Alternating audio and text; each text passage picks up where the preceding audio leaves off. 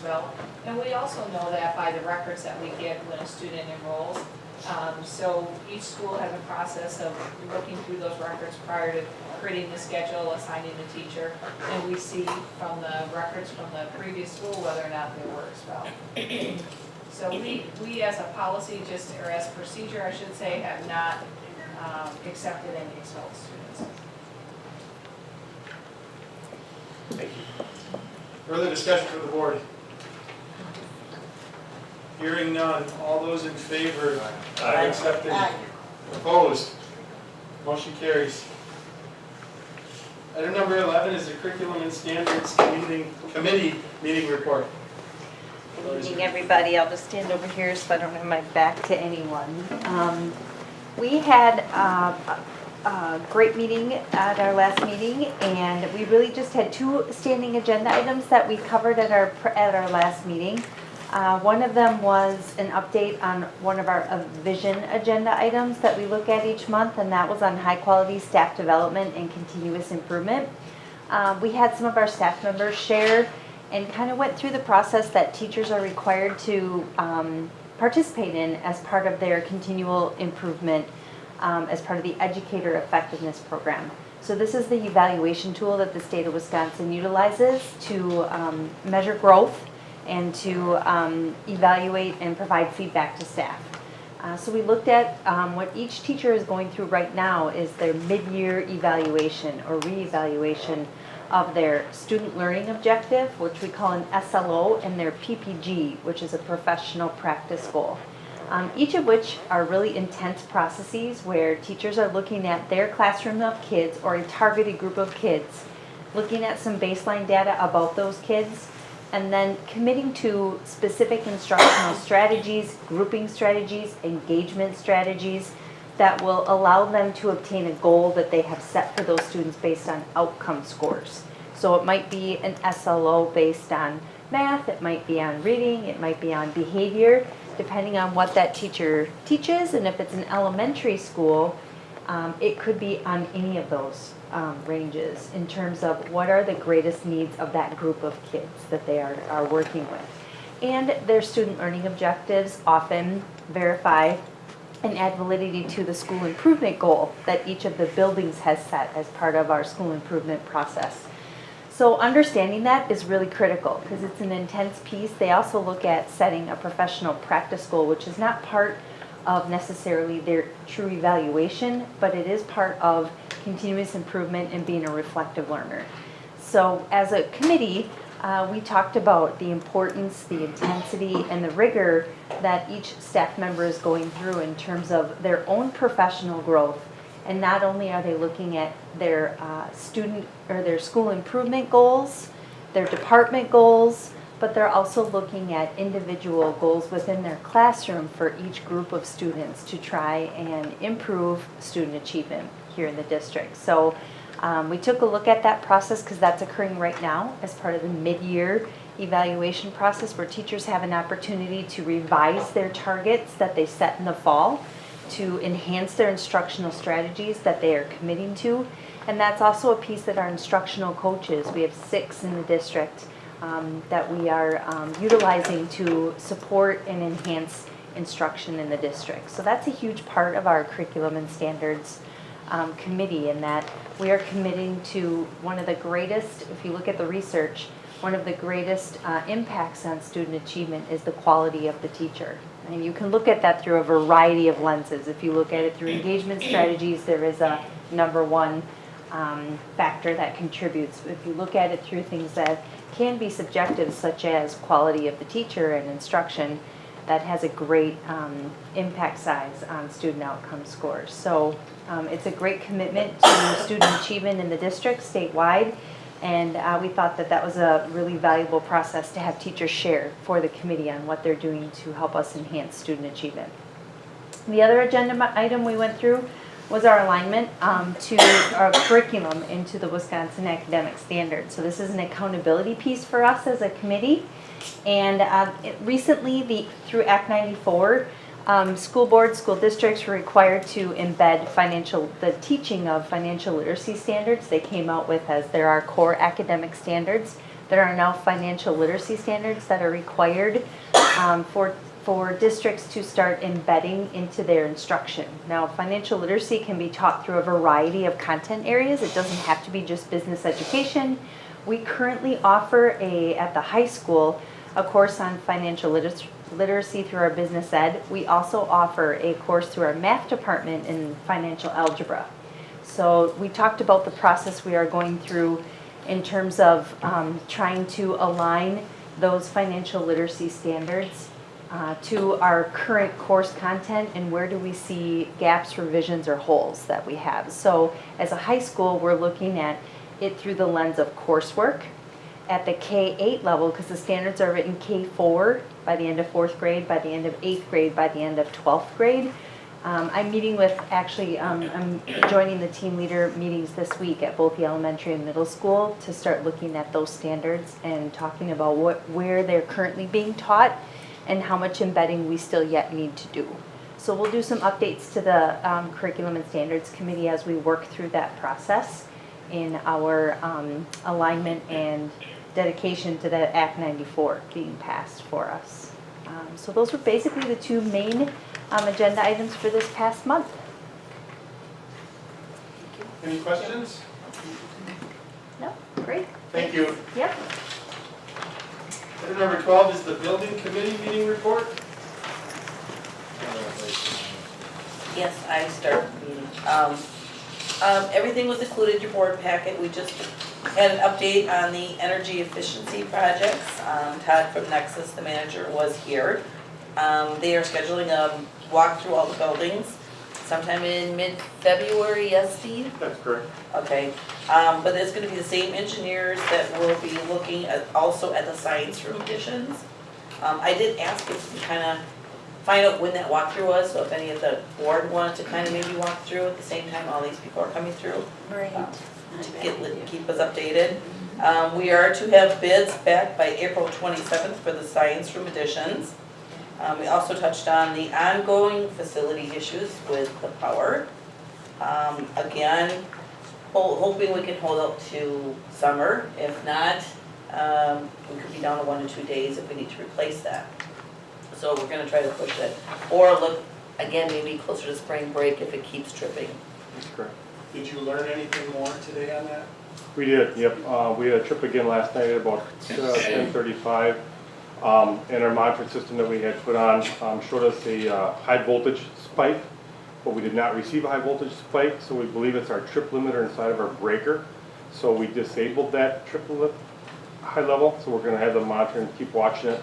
They feel pretty comfortable it's in the breaker itself, so that's where we're leading to. But I'm hoping this is our nuisance trip that's been knocking us off. But we just have to watch it and see how it goes. But we have a contingency plan in place if we have to replace.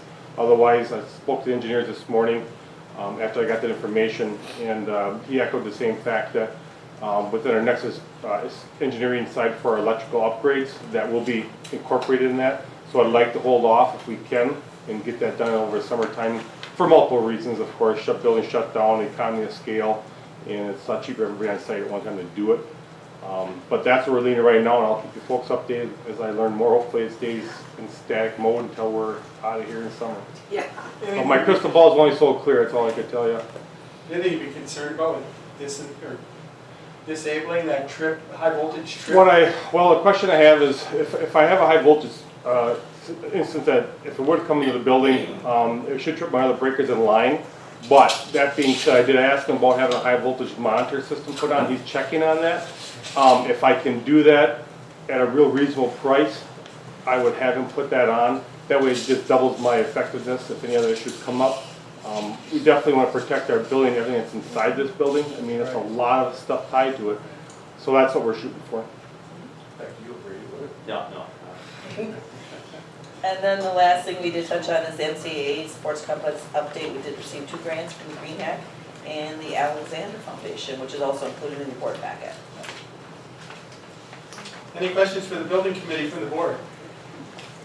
Who writes the grants? The NCAA does. Okay. Particular Bruce. Jim? I was gonna say Bruce, right? Those grants work best if you have a not-for-profit organization like the MCA. That's the only, right. Your success increases significantly. So. We'll move on to the Personnel Committee meeting report. We met at 6:30 for the agenda. And a couple items. Discussion and possible recommendation, item 13A, regarding an adjustment to the Kresge Auditorium Coordinator and Technical Director position. Joe Caldwell. Joe Caldwell, he's a .91 right now. We want to put him at a 1.0. Currently reports through Nate in the high school. Talking this through, we believe he has some skills that can be utilized within our technology department outside of just the Kresge Auditorium. So we made a motion in favor of making that adjustment, so I would make that motion at this meeting that we adjust Joe Caldwell's position and make him the Kresge Auditorium Coordinator and Technical Director. I'll second that. So we have a motion and a second. Further discussion from the board. Hearing none, all those in favor? Aye. Opposed? Motion carries. We also discussed and made a decision on the approval of the summer school co-principals.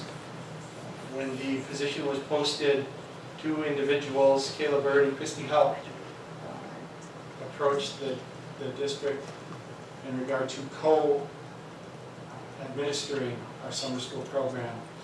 Based on the background information shared and their interest in the position, we made the motion that we approve them as our summer school co-principals, so I would make that motion. I'll second that. So we have a motion and a second to approve Kayla Bird and Christy Hout as our co-summer school principals. Further discussion from the board. Hearing none, all those in favor? Aye. Opposed? Aye. Motion carries. Item number C is discussion and possible decision approval of additional resignations, retirees, or hires. This is Donna Nelson, informed the district and the board that she intends to retire this spring. So we fortunately approved that decision she made. Congratulations, Mr. Nelson.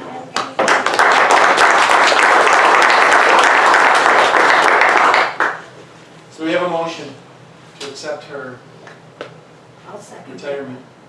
We have a motion and a second to accept Mrs. Nelson's retirement. Further discussion?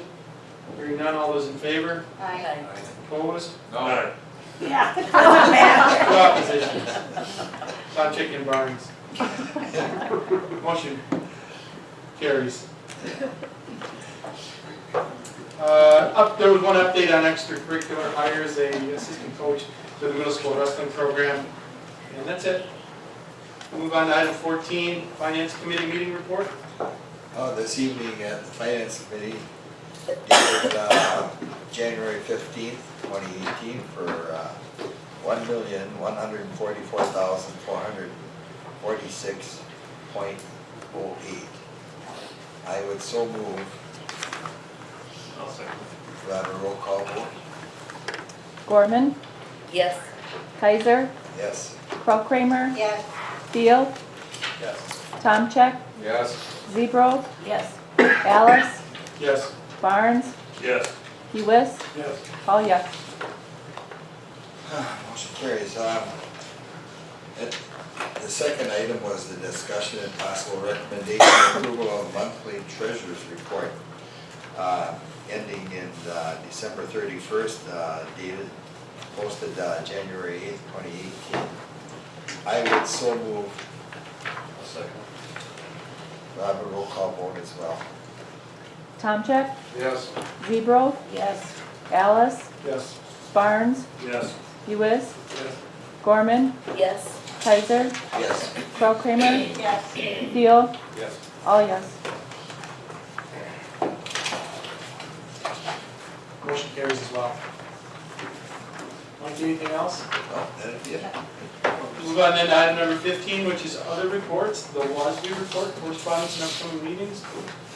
Well, that would be me, and I've just been schooled on how to vote when we go to the WASD. So I thank you for giving me your opinions and your feedback.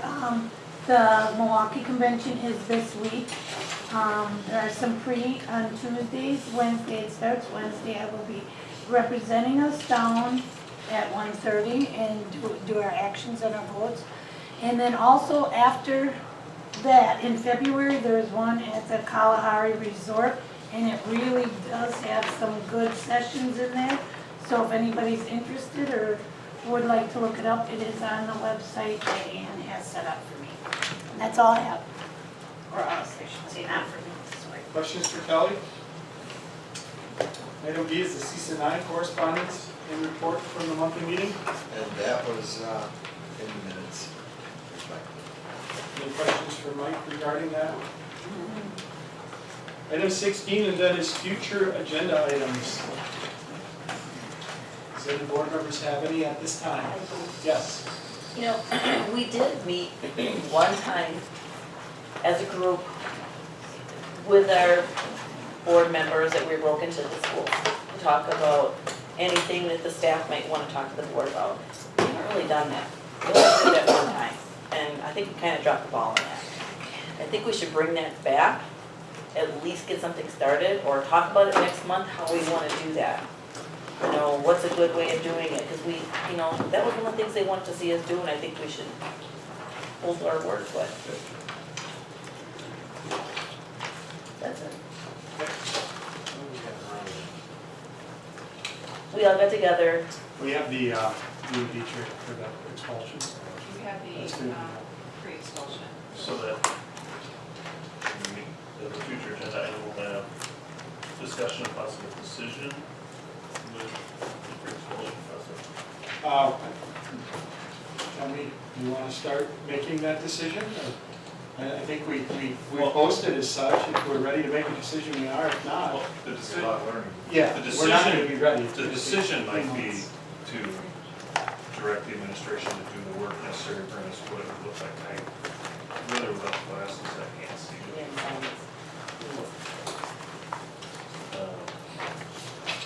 So, yeah, I'd like to see that.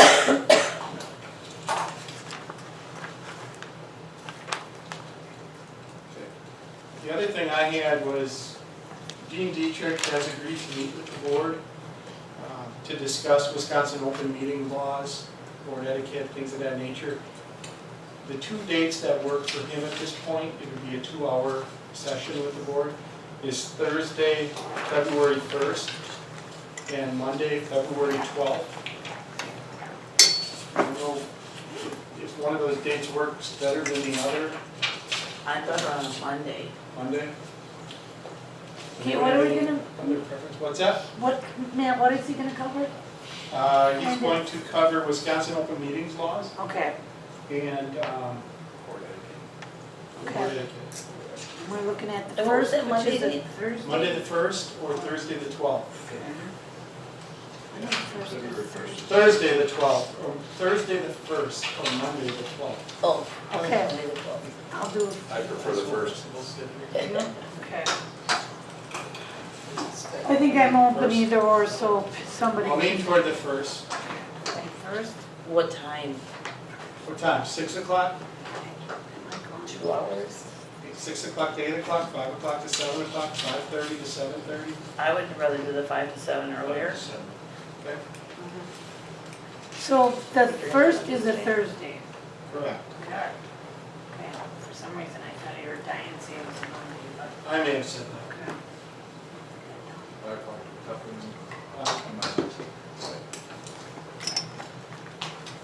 Anything else for future agenda items? That's it, we'll move to item number 17, which is movement into closed executive session. The board will go into closed executive session pursuant to section 19.851C of the Wisconsin statutes for the purpose of promotion, compensation, or performance evaluation of public employees, and section 19.851F of the Wisconsin statutes for the purpose of discussion regarding high school student misconduct. Section 19.851C reads, considering employment, promotion, compensation, or performance evaluation data of any public employee for which the governmental body has jurisdiction or exercises responsibility. Section 19.851F reads, considering financial, medical, social, or personal histories, disciplinary data of specific persons, preliminary consideration of specific personal problems, or the investigation of charges against specific persons except where B applies, which, if discussed in public, would be likely to have a substantial adverse effect upon the reputation of any person referred to in such history or data or involved in such problems or investigations. Once the word clears, we will move into closed session. And we will take a 5-minute break. We can take a I will 5-minute make the break. motion. Reconvene at 9:05. Okay, thank you. I'll second. We have a motion and a second.